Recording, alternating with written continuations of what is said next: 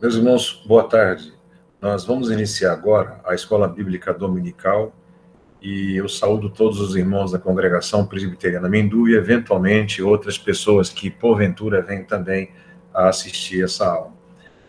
Hoje trabalharemos uma pergunta só, uma pergunta aparentemente simples, mas a gente tem que ter muito cuidado, tem que ter muita sobriedade, vou dizer assim, para responder essa pergunta. Ninguém pode ser pretensioso com relação a ela. Eu vou colocar no modo apresentação para que possamos iniciar aqui a apresentação dos slides. Mas antes de começar os slides, eu vou começar fazendo uma breve explicação de alguns termos que são importantes para a aula de hoje. Então, vamos lá. A primeira coisa que temos que entender é que aparece aqui a expressão igreja visível, tá? O nome, ele já é bem claro. Obviamente, talvez muitos irmãos já conheçam essa expressão. A igreja visível é aquela que eu enxergo, que eu vejo. Então, na realidade, é a reunião que ocorre, né? Ok? A ideia é essa. E daqueles membros, aquelas pessoas que formalmente elas são membros arrolados, né, numa relação de uma igreja que se define como uma igreja que busca, que anda com Cristo, que pertence a Cristo. Essa é a igreja visível. Então, dentro de uma igreja visível, existem pessoas que se tornam membros dela, que participam delas e que dizem, pelo menos do ponto de vista da palavra delas, que são discípulos de Cristo. Então, essa é a igreja visível. Aí tem a outra igreja, que é a chamada igreja invisível. A ideia de invisível, o nome está dizendo, eu não consigo enxergar, eu não consigo detectar. Por que isso? Porque eu não tenho como afirmar, irmãos, que numa igreja visível, todos os que ali participam, de fato, são discípulos de Cristo.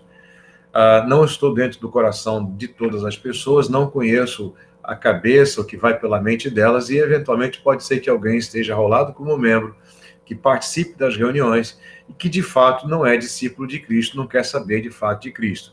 Então a igreja invisível é uma igreja de fato.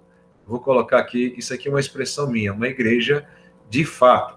Então aqui seriam todos, preste bem atenção, os eleitos, aqueles que pertencem aqui a Cristo, aqueles, portanto, que pertencem a Cristo, e esses que pertencem a Cristo em todos os tempos, esses são de fato a igreja do Senhor, e é o que nós vamos chamar de igreja invisível.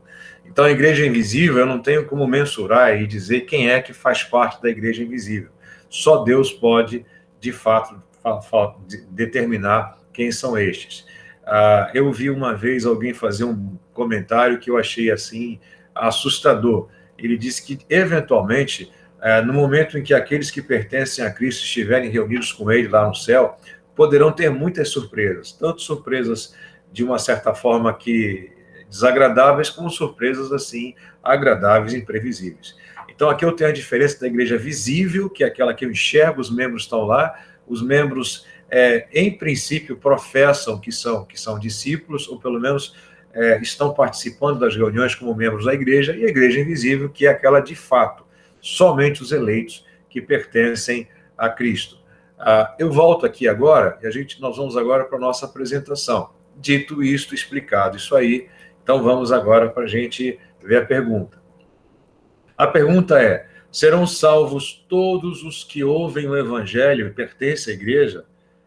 Ora, bolas, a resposta praticamente eu já dei em função daquilo que eu escrevi agora há pouco, né? Entre igreja visível e igreja invisível. Então aqui preste atenção, aí a resposta está aqui, nem todos.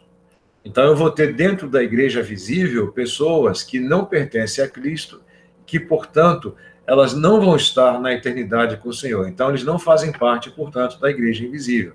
Nem todos os que ouvem o evangelho e pertencem à igreja visível serão salvos, mas unicamente aqueles que são membros verdadeiros da igreja invisível. E quem é que vai detectar isso aí? Somente o nosso Senhor e Deus que vai detectar. Nenhum homem tem a possibilidade de afirmar com certeza que determinada pessoa é ou deixa de ser da igreja invisível, da verdadeira igreja.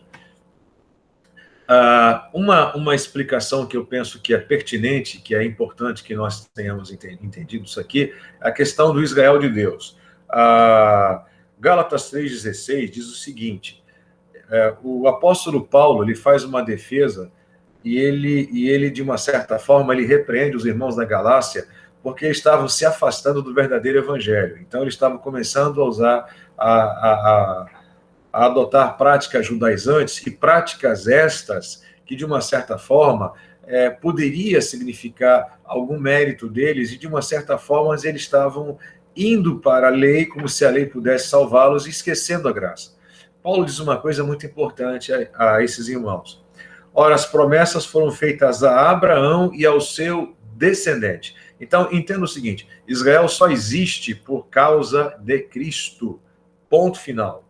A importância de Israel é Cristo. Continuando aqui, não diz e aos descendentes, como se falando de muitos, porém como de um só, e ao teu descendente, que é Cristo. A razão de ser de Israel, portanto, é Cristo. Cristo é a razão de ser. Há um texto que o nosso Senhor, falando a um grupo que ali estava com ele diz que ele é a videira verdadeira. Eu fico imaginando o eventual impacto que essa afirmação do Senhor pode ter tido naquele local, porque havia uma ideia, inclusive isso aparece, salvo engano, em Isaías, e aparece nos Salmos também, de que a videira de Deus era Israel. Mas Cristo disse, eu sou a videira verdadeira. Então Israel existe por causa de Cristo, e ponto final.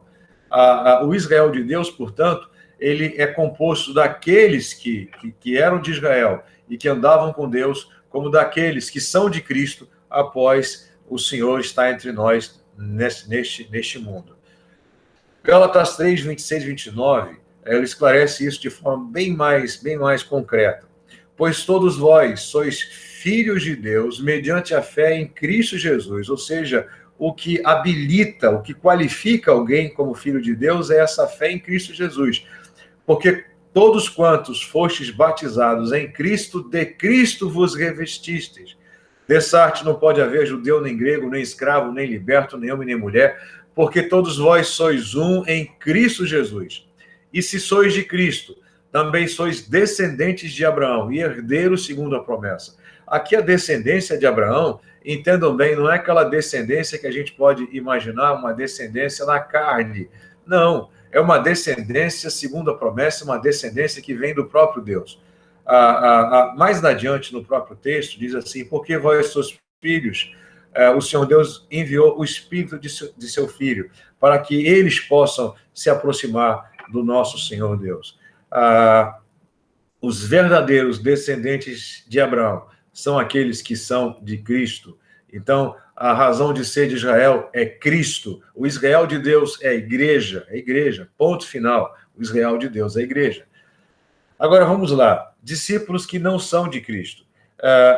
Vem à cabeça, na nossa cabeça, e não é muito difícil pensar, a gente lembra de muitos. Por exemplo, Judas andou com os 12, andou o tempo todo com o Senhor, mas Judas, ele, no momento que ele teve a oportunidade, ele trai o nosso Senhor por 30 moedas de prata, e ali aquele homem fica claro que ele não era de Cristo. Ainda que ele fosse, abre aspas, reconhecido como um dos discípulos, ele não era de Cristo. Romanos 9,6 diz aqui, e não pensemos que a palavra de Deus haja falhado, porque nem todos os de Israel são de fato israelitas. Os israelitas são aqueles que de fato pertencem a Deus. Mas entendo aí, a ideia aqui, eu vou pegar essa expressão israelita, aqui eu teria a igreja invisível.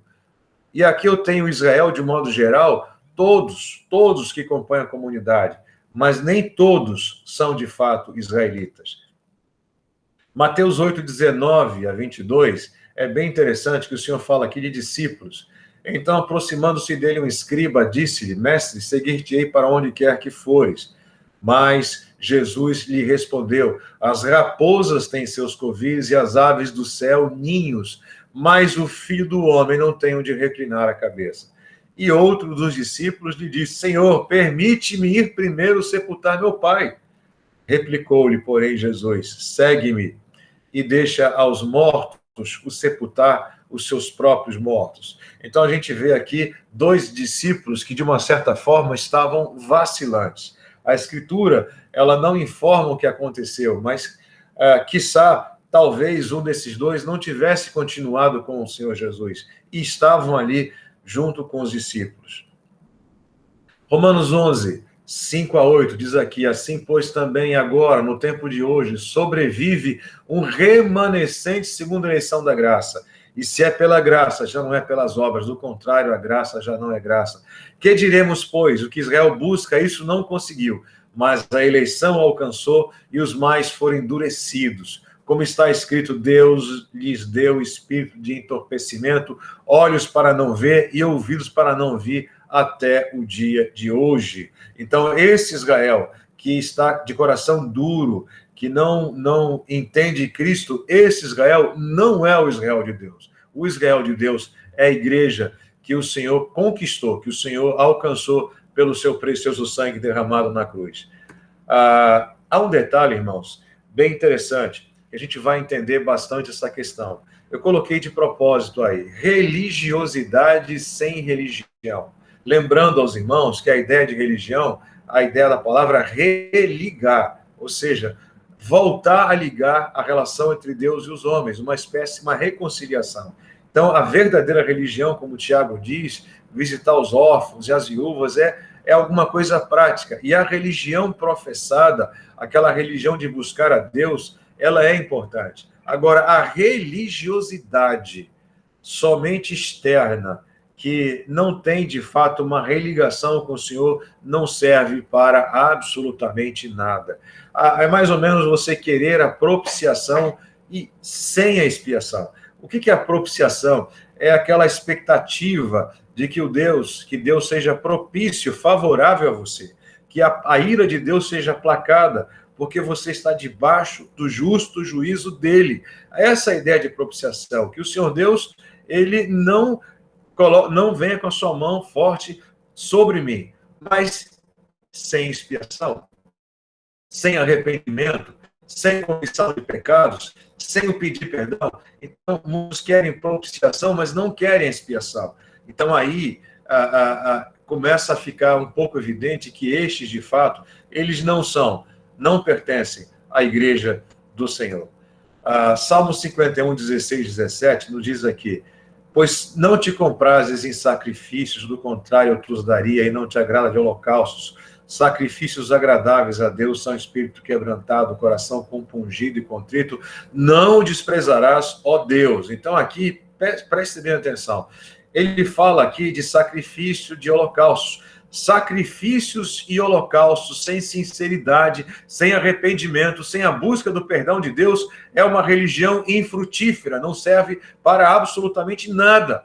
Mas quem olha pode pensar, pode até entender que essa pessoa, ela é da igreja, abre aspas, visível, porque participa. Fazendo aqui trazendo para os dias de hoje, eu poderia dizer alguém que vai ao culto, alguém que participa das reuniões, alguém que é dizimista, por exemplo, mas esta pessoa não é sincera, não há arrependimento, não há um coração quebrado, não há uma busca a Deus para que ela seja transformada pelo Espírito do Senhor. Então, nesse caso aí, não é a igreja verdadeira. Filipenses 3,18 diz aqui: pois muito andam entre nós, dos quais repetidas vezes eu vos dizia, e agora vos digo até chorando, que são inimigos da cruz de Cristo. Muitos que andam entre nós. Muitos que andam entre nós. E Paulo diz aqui que eles estavam andando, eles eram participantes das reuniões, eles eram, abre aspas, membros da igreja. Mas Paulo diz aqui que ele disse a eles, e digo agora, chorando, são inimigos da cruz de Cristo. Dito isso, meus irmãos, eu vou pegar algumas perguntas que, eventualmente, alguém poderia fazer, e deixa eu só parar aqui a apresentação, eu vou colocar aqui algumas perguntas que eventualmente alguém poderia fazer. Essa resposta aqui, irmãos, é uma resposta bíblica, e preste bem atenção. Determinada religião pode até dizer que o participar da liturgia, o participar dos atos formais da religião, de alguma forma, atribui algum tipo de certeza à pessoa, mas não, não. Você, sacrifício e holocausto, com coração e sincero, não vai receber a bondade e o perdão do nosso Senhor Deus. Eu vou fazer algumas perguntas aqui que, eventualmente, alguém poderia fazer, que está aqui no nosso livro que a gente usa como referência. Porque ouvir o Evangelho e ser membro da igreja visível não é o suficiente para assegurar a nossa salvação. Somos salvos mediante a fé pessoal em Jesus Cristo como o nosso Salvador. É isso que salva. Mas é possível que alguém ouça o Evangelho, seja afiliado a uma igreja, mas, entretanto, não possui a fé em Cristo como seu Salvador. Isso é possível. Isso é possível. Segunda pergunta. Quais são as duas categorias de pessoas que se acham no seio da igreja visível? Primeiro, aqueles que verdadeiramente são salvos, por terem a fé autêntica em Cristo Jesus. E aqueles que não são verdadeiramente salvos, porque abraçam a fé de modo formal, sem o seu poder e a realidade espirituais. São aquelas pessoas que estão ali por algum comodismo, mas de fato não há arrependimento, não há conversão, não há mudança de vida, não há fruto. Terceira pergunta. Quem pode determinar com certeza quais membros da igreja visível são verdadeiramente salvos e quais são os que meramente professam a fé cristã?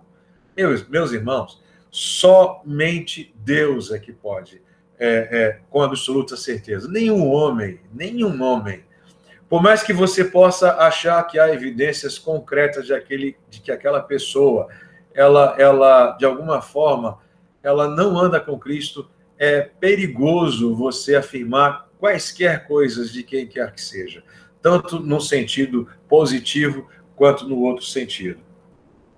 Quarta pergunta possível. Qual a condição ideal da igreja visível? Ora, isso é uma resposta bem óbvia, né? A condição ideal seria uma congregação totalmente regenerada, ou seja, todos os membros são pessoas verdadeiramente salvas. Mas neste mundo não há como alcançar esse tipo de igreja. E só para os irmãos lembrarem, às vezes eu vejo algumas pessoas dizendo que a igreja primitiva, a igreja lá do primórdio, as igrejas do tempo de Paulo, era uma igreja perfeita. Talvez em Jerusalém, não perfeita, mas havia muitos, os apóstolos estavam ali, as coisas estavam caminhando. Mas preste atenção, nós temos Corinto cheio de problemas, com pessoas lá dentro que provavelmente, não ouso afirmar, nem de fato eram discípulos de Cristo. Nós temos Laodiceia cheia de problemas. Então, existem várias igrejas, existiam à época com dificuldade. Judas estava entre os 12 apóstolos. E, eventualmente, algumas pessoas que não são de Cristo podem estar dentro da igreja. Agora, eu vou ler aqui o que está escrito no livro, porque é bem importante. Preste bem atenção que isso aqui não sou eu que estou falando. Aqui é o nosso comentarista aqui, mas preste atenção que é muito importante. Nem os ministros, nem os presbíteros devem ser acusados de serem os culpados dessa situação, a menos que resulte da negligência deles. Eles têm o dever de excluir da igreja visível os que são espiritualmente ignorantes ou escandalosos, isto é, os que não professam a fé de modo apropriado ou aqueles cujas vidas impossibilitam a aceitação da legitimidade da sua profissão de fé. Agora, olha só o que eu vou ler aqui. Mesmo pondo à parte os evidentemente escandalosos e ignorantes das coisas espirituais, há muitos que professam a fé cristã e são membros da igreja visível sem serem verdadeiramente salvos. Sepulcros caiados. do ponto de vista dos homens. Os homens olhando para essas pessoas podem até achar que são pessoas discípulos do Senhor, mas não são. Não são. Não há nenhum pecado escandaloso, não há nada de errado, mas não são discípulos do Senhor. Irmãos, eu não quero, de forma alguma, deixar algum irmão angustiado ou preocupado. A certeza, a convicção que temos da reconciliação com o Senhor é o nosso arrependimento, é a nossa dor pelo pecado, é a nossa confissão, é a nossa dependência, a nossa certeza de que o Senhor nos perdoará e que o Espírito dele nos vai conduzir nessa vida. Não que haja qualquer tipo de mérito de quem quer que seja. Então, o irmão fique tranquilo. A questão da confissão, do arrependimento, da mudança de vida, esse aí é o discípulo de Cristo. Mas vejam só, essa é uma condição inevitável e que precisa ser reconhecida, embora deva ser deplorada. A tentativa de ser uma igreja absolutamente pura sempre levou a males piores do que se pretendia remediar. A coisa foi para um legalismo tal que foi para a carne. O excesso de legalismo já é andar na carne. Nós não podemos ser legalista, alertando aos irmãos que a lei do Senhor é a nossa referência, sim, a lei do Senhor é a nossa referência. E ela é a nossa base, o nosso espelho para que possamos andar e agradar ao Senhor. Mas, isso, a gente tem que entender que o cumprir a lei não vai nos dar nenhum mérito, porque nós somos indignos do Senhor e não conseguimos agradar ao Senhor.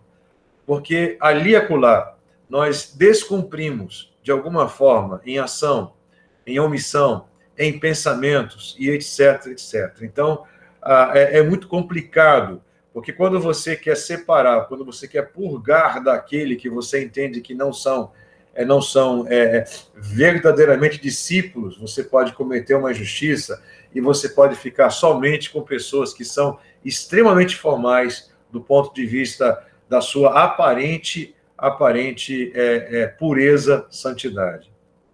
Quinta pergunta. Será que o candidato a membro de uma igreja visível tem que provar aos oficiais da igreja que nasceu de novo? De forma alguma, não há como. No exame de candidatos ao batismo, não há como saber se a pessoa que está sendo avaliada, ela de fato nasceu de novo.